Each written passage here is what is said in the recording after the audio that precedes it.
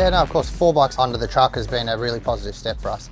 Obviously having 2 exciting races in each class under the KTM brand, it made sense for us to put them under one truck and obviously try and give them as much as we can, while also sort of seeing the benefits of that out on track, and having 2 bikes in the same colour and everything like that. It was a great step for us.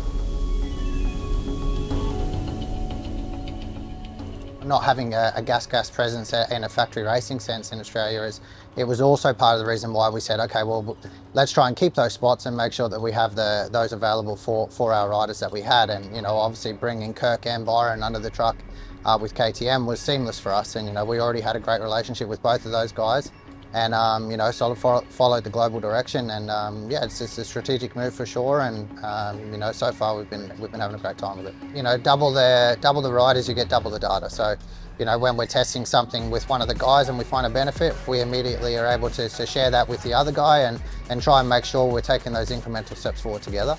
And when you have 2 guys, competing at a high level, and you get to have that ability and that benefit. So it's definitely a positive. Yeah, Kirk's part of the family and has been for a long time.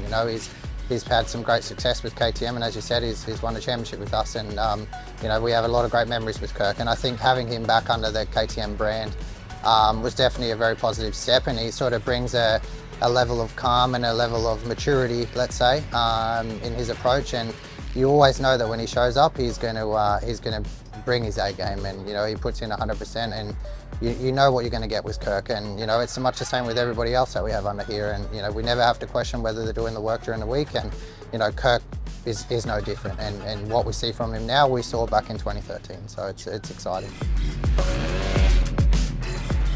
And again, like it was something that Nathan entrusted in us to make that decision together to go up into the MX1 class. He was a very successful MX2 rider, and arguably the fastest guy at the time when we decided to move up. So it was it was definitely a nerve-wracking experience, and one that he's basically grabbed with both hands and has ran with it. So it's been an incredibly positive step for him, and there's been some bumps in the road for sure. And I think with any transition into the Premier class, you're going to get that. So no, he's been riding incredible, and he's a very exciting prospect, that's for sure.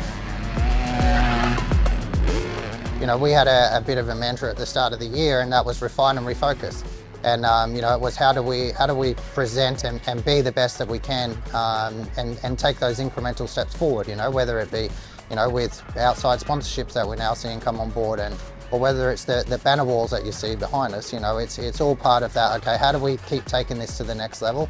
Not just for ourselves and the riders that we have, but also our partners, and how do we keep adding more value and just keep making ourselves and our presence better. And I think it's all coming together, and it's a really positive thing.